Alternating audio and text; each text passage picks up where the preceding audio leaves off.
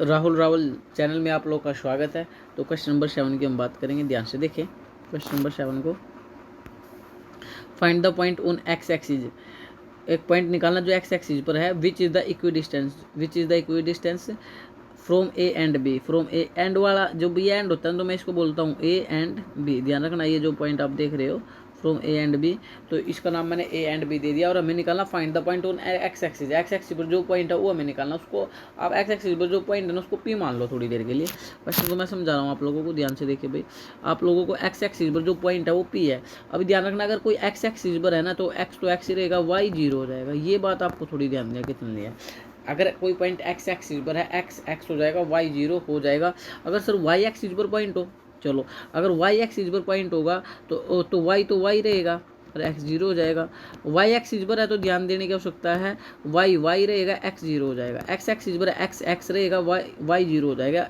एक दूसरे का उल्टा जीरो होता है। लेकिन यहाँ बच्चा क्या बोलता है कि वाई एक्सिस पर है सर वाई जीरो रोंग है। वाई जीरो नहीं होगा भाई, वो आपका होगा जीरो वाई, क्योंकि ये तो आपको पता ही है कि पहले एक्स आता है और फिर वाई आता है। तो एक्स तो जीरो है, वाई तो वाई है। ये ध्यान रखना थोड़ा सा, पहले एक्स लिखा जाता है फिर वाई लिखा जाता है। फिलहाल इस क्वेश्चन में तो इतना ही था।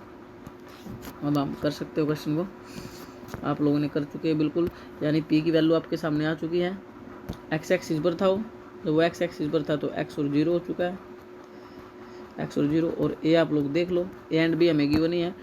ए की वैल्यू कितनी है सर, 2 और -5, 2 और -5। और बी की वैल्यू है -2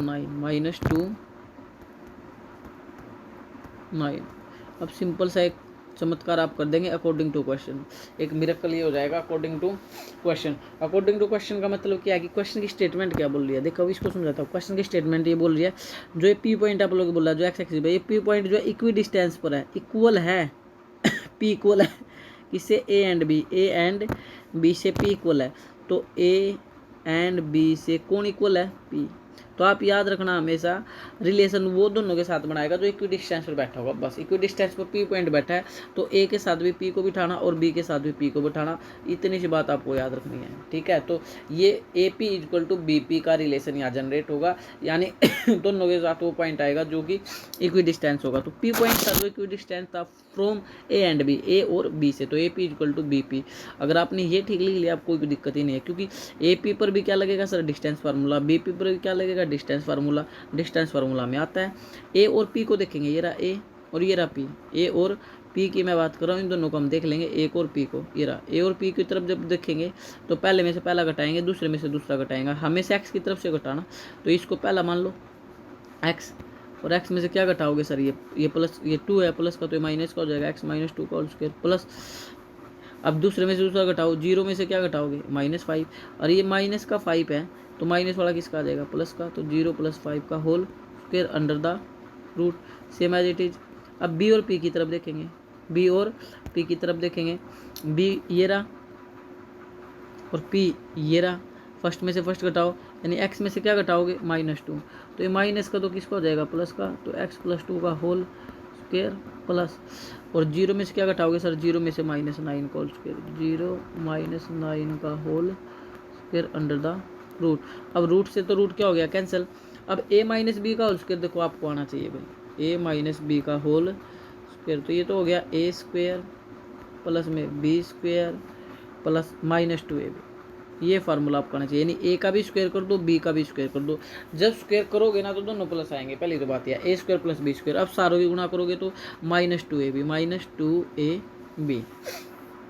अब आओ क्वेश्चन पर, अब करो एक्स, ये तो एक्स पहला ए है, दूसरा बी होता है, तो एक्स का भी स्क्वायर हो जाएगा, प्लस में 2 का भी स्क्वायर हो जाएगा, और माइनस में 2ab। -2ab का मतलब होता है सभी की गुणा।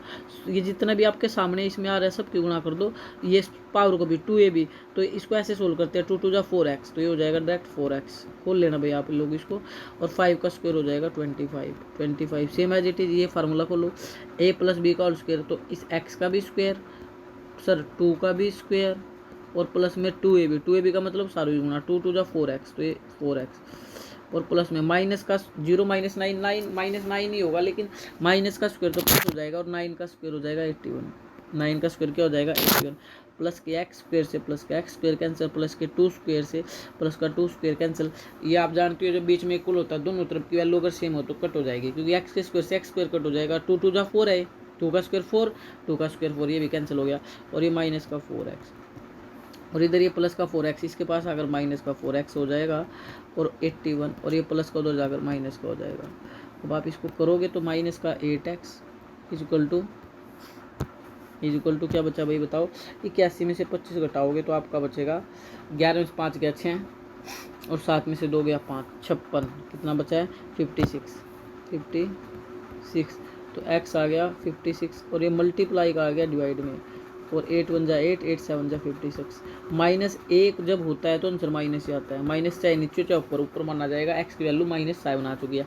आपसे तो p कोऑर्डिनेट p पॉइंट पूछ रहा था, जो कि आप लोगों ने बोला था x और 0 है, x और 0 है, क्योंकि x एक्सिस पर था।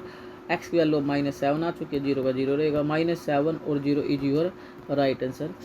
अगर आपको वीडियो पसंद आई हो तो चैनल को लाइक शेयर सब्सक्राइब करना ना भूले। जय हिंद, जय भारत।